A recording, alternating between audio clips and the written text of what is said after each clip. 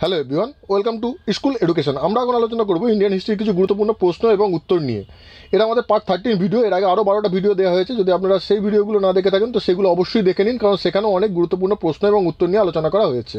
শুধু যে প্রশ্ন এবং উত্তর নিয়ে আলোচনা করা হবে তা নয়, প্রত্যেকটা প্রশ্ন গুরুত্বপূর্ণ তথ্য সহযোগে বিস্তারিত আলোচনার মাধ্যমে বুঝিয়ে দেওয়া হবে, যাতে এই প্রশ্নটা ছাড়াও এই প্রশ্ন রিলেটেড অন্য কোনো প্রশ্নও যদি আসে সেই ক্ষেত্রেও যাতে আপনারা পরীক্ষায় সঠিক উত্তর করে আসতে পারেন, এখানে সেই চেষ্টাই করা হয়েছে।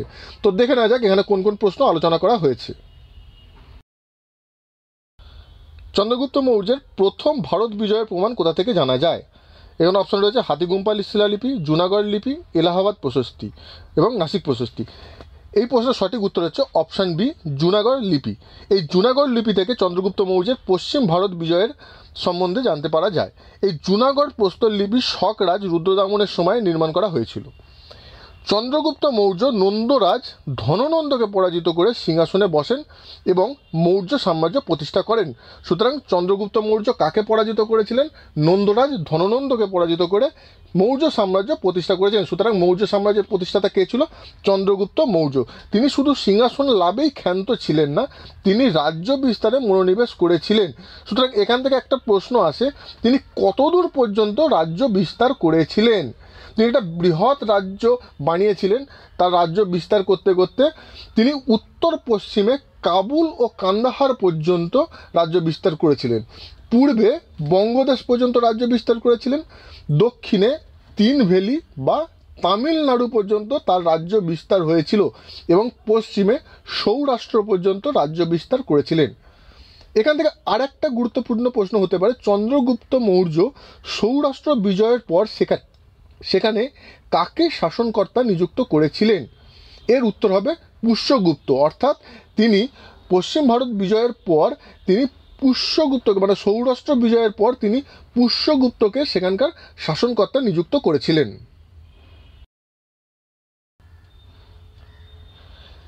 নেক্সট প্রশ্ন, তৃতীয় বৌদ্ধ সঙ্গীতি কার রাজত্বকালে হয়েছিল? এখানে অপশান রয়েছে বিম্বিসার, অজাতশত্রু, অশোক, কনিষ্ক। এর সঠিক উত্তর অপশান সি, অশোক। তৃতীয় বৌদ্ধ সঙ্গীতি অনুষ্ঠিত হয়েছিল সম্রাট অশোকের রাজত্বকালে। তিনি 250 খ্রিস্টপূর্বাব্দে পাটলিপুত্রে এই সঙ্গীতির আহ্বান করেন। তিনি কোথায় আহ্বান করেছিলেন? পাটলিপুত্রে আহ্বান করেছিলেন। এবং কত খ্রিস্টপূর্বাব্দে তিনি এই তৃতীয় বৌদ্ধ সঙ্গীতির আহ্বান করেছিলেন? সেটা হচ্ছে 250 খ্রিস্টপূর্বাব্দে। বৌদ্ধ ধর্মের বিশুদ্ধতা এবং বৌদ্ধ সংঘের ঐক্য ও সংহতি বজায় রাখার উদ্দেশ্যে এই বৌদ্ধ সঙ্গীতির আয়োজন করা হয়েছিল। সুতরাং এই বৌদ্ধ সঙ্গীতি আয়োজনের উদ্দেশ্য কী ছিল সেটাও আমরা জানলাম, যে বৌদ্ধ ধর্মের বিশুদ্ধতা এবং বৌদ্ধ সংঘের ঐক্য ও সংহতি বজায় রাখার উদ্দেশ্যে এই বৌদ্ধ সঙ্গীতির আয়োজন করা হয়েছিল। এই সম্মেলনে বৌদ্ধ ধর্মের বিতর্কিত বিষয়গুলিকে আলোচনার মধ্যে ঐক্যমত্যের মাধ্যমে সমাধান সূত্র বার করার একটা চেষ্টা করা হয়েছিল। অশোক এই সবার সিদ্ধান্তগুলিকে সমর্থন জানিয়েছিলেন। এর ফলে বৌদ্ধ সংঘ আশু বিচ্ছেদের হাত থেকে রক্ষা পায়, কারণ এর পূর্বেই এমন একটা সমস্যার সৃষ্টি হয়েছিল যে বৌদ্ধ সংঘ দুই ভাগে বিভক্ত হয়ে যাওয়ার সম্ভাবনা দেখা গিয়েছিল। কিন্তু এই সঙ্গীতি অনুষ্ঠিত হওয়ার পর বৌদ্ধ সংঘগুলি আশু বিচ্ছেদের হাত থেকে রক্ষা পেয়েছিল। এই সবার সিদ্ধান্তগুলি সারনাথ স্তম্ভলিপিতে উৎকীর্ণ আছে।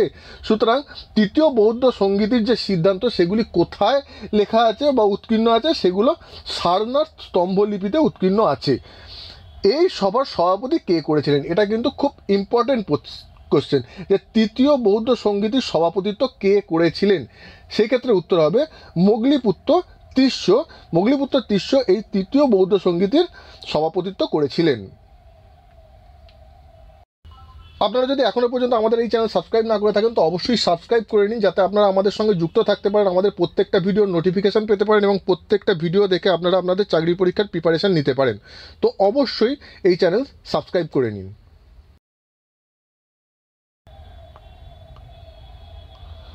নেক্সট প্রশ্ন, সেলুকাসের কন্যার সহিত কোন ভারতীয় রাজার বিবাহ হয়েছিল? এখানে অপশান রয়েছে চন্দ্রগুপ্ত মৌর্য, বিন্দুসার, অশোক, হর্ষবর্ধন। এর সঠিক উত্তর হচ্ছে অপশান এ, চন্দ্রগুপ্ত মৌর্য। সেলুকাসের কন্যা হেলেনার সঙ্গে বিবাহ হয়েছিল মৌর্য বংশীয় রাজা তথা মৌর্য বংশের প্রতিষ্ঠাতা চন্দ্রগুপ্তের মৌর্যের। অর্থাৎ সেলুকাসের কন্যার নাম কি ছিল? হেলেনা। এই হেলেনার সঙ্গে বিবাহ হয়েছিল চন্দ্রগুপ্ত মৌর্যের। আমরা এর আগেই আলোচনা করেছি যে চন্দ্রগুপ্ত মৌর্য নন্দরাজ ধননন্দকে পরাজিত করে তিনি মৌর্য সাম্রাজ্য প্রতিষ্ঠা করেছিলেন। সেলুকাসের কন্যা হেলেনা ছিলেন চন্দ্রগুপ্ত মৌর্যের দ্বিতীয় স্ত্রী। তিনি প্রথম স্ত্রী ছিলেন না, কিন্তু সেলুকাসের কন্যা হেলেনা চন্দ্রগুপ্ত মৌর্যের দ্বিতীয় স্ত্রী ছিলেন। চন্দ্রগুপ্ত মৌর্যের তাহলে প্রথম স্ত্রীর নাম কি ছিল? চন্দ্রগুপ্ত মৌর্যের প্রথম স্ত্রীর নাম ছিল দূরধরা, এবং এই প্রথম স্ত্রী দূরধরার গর্ভেই জন্মগ্রহণ করেছিল বিন্দুসার। সুতরাং এটাও পরীক্ষায় আসতে পারে যে বিন্দুসারের মাতার নাম কি ছিল, সেই ক্ষেত্রে উত্তর হবে দূরধরা। দূরধরা ছিলেন চন্দ্রগুপ্ত মৌর্যের প্রথম স্ত্রী এবং হেলেনা ছিলেন চন্দ্রগুপ্ত মৌর্যের দ্বিতীয় স্ত্রী, এবং এই দূরধরার গর্ভেই জন্মগ্রহণ করেছিলেন বিন্দুসার। এবং 300 খ্রিস্টপূর্বাব্দে চন্দ্রগুপ্ত মৌর্যের মৃত্যুর পর বিন্দুসার সিংহাসনে বসেছিলেন। সুতরাং এখান থেকেও আমরা দুখানা প্রশ্ন পেলাম যে চন্দ্রগুপ্ত মৌর্যের পর সিংহাসনে কে বসেছিলেন? চন্দ্রগুপ্ত মৌর্যের পর সিংহাসনে বসেছিলেন তার পুত্র বিন্দুসার। এবং কত খ্রিস্টপূর্বাব্দে তিনি সিংহাসনে বসেছিলেন? তিনি 300 খ্রিস্টপূর্বাব্দে সিংহাসনে বসেছিলেন। মেগাস্তিনিস কার রাজত্বকালে ভারতে আসেন? চন্দ্রগুপ্ত মৌর্য, অশোক, দ্বিতীয় চন্দ্রগুপ্ত, হর্ষবর্ধন। এর সঠিক উত্তর হচ্ছে option A, Chandragupta Maurya. Seleucus Nicator মেগাস্তিনিসকে তার দূত হিসাবে পাটলিপুত্রে চন্দ্রগুপ্ত মৌর্যের রাজসভায় প্রেরণ করেছিলেন। আমরা জানি চন্দ্রগুপ্ত মৌর্যের রাজসভা পাটলিপুত্রে ছিল, এবং সেই রাজসভায় প্রেরণ করেছিল মেগাস্তিনিসকে সেলুকাস নিকটর। মেগাস্তিনিস ভারত সম্পর্কে তার অভিজ্ঞতা একটি গ্রন্থে লিপিবদ্ধ করেন, এবং এই গ্রন্থটির নাম খুব ইম্পর্টেন্ট যে কোনো পরীক্ষার জন্য, কারণ এখান থেকে প্রশ্ন আসে যে মেগাস্তিনিস যে গ্রন্থটি লিখেছিলেন সেই গ্রন্থটির নাম কি? সেই গ্রন্থটির নাম হচ্ছে ইন্ডিকা। এই ইন্ডিকা নামক গ্রন্থ থেকে তৎকালীন ভারত তথা মৌর্য সাম্রাজ্যের ইতিহাস জানা যায়। অর্থাৎ মৌর্য সাম্রাজ্যের ইতিহাস জানা যায় একটি গুরুত্বপূর্ণ উপাদান এই ইন্ডিকা গ্রন্থ। কিন্তু দুঃখের বিষয়, আসল ইন্ডিকা গ্রন্থটির সন্ধান পাওয়া যায়নি আজ পর্যন্ত। সমসাময়িক সময়ের বিভিন্ন গ্রিক দার্শনিক স্ট্র্যাবো, আরিয়ান, ডায়োডোরাস এবং ভারতীয় পণ্ডিতদের রচনায় ইন্ডিকার বিশ্লেষণ পাওয়া গেছে, এবং এই রচনা এবং গ্রন্থগুলির মাধ্যমেই ঐতিহাসিকরা ইন্ডিকা গ্রন্থের বিষয়বস্তু অনুমান করেন। চৈনিক পর্যটক ফাহিয়েন দ্বিতীয় চন্দ্রগুপ্তের রাজত্বকালে ভারতে এসেছিলেন। এখানে দ্বিতীয় চন্দ্রগুপ্ত অপশন সিতে আছে। এই দ্বিতীয় চন্দ্রগুপ্তের রাজত্বকালে এসেছিলেন চৈনিক পর্যটক ফাহিয়েন। আর হিউয়েন সাং হর্ষবর্ধনের রাজত্বকালে ভারতে এসেছিলেন। অপশান ডিতে হর্ষবর্ধন আছে। হর্ষবর্ধনের রাজত্বকালে হিউয়েন সাং ভারতে এসেছিলেন। আজকের ভিডিও এই পর্যন্তই। আশা করি আপনাদের ভালো লেগেছে। যদি ভালো লাগে অবশ্যই ভিডিওটি লাইক করুন এবং কমেন্টসে জানান আপনাদের কেমন লাগলো এবং কীভাবে ভিডিওগুলি বানালে আপনারা আরও বেশি ভালোভাবে উপকৃত হতে পারবেন। এবং এখনও পর্যন্ত যদি এই চ্যানেল সাবস্ক্রাইব না করে থাকেন তো অবশ্যই সাবস্ক্রাইব করে নিন, যাতে আপনারা আমাদের সঙ্গে যুক্ত থাকতে পারেন, আমাদের প্রত্যেকটা ভিডিওর নোটিফিকেশান পেতে পারেন এবং প্রত্যেকটি ভিডিও দেখে আপনারা আপনাদের চাকরির পরীক্ষার প্রিপারেশান নিতে পারেন। এবং এই ভিডিওটি সোশ্যাল নেটওয়ার্কে বিভিন্ন মাধ্যমে শেয়ার করুন, যাতে অন্যান্য স্টুডেন্টরাও ভিডিওটা দেখে উপকৃত হতে পারে। ধন্যবাদ।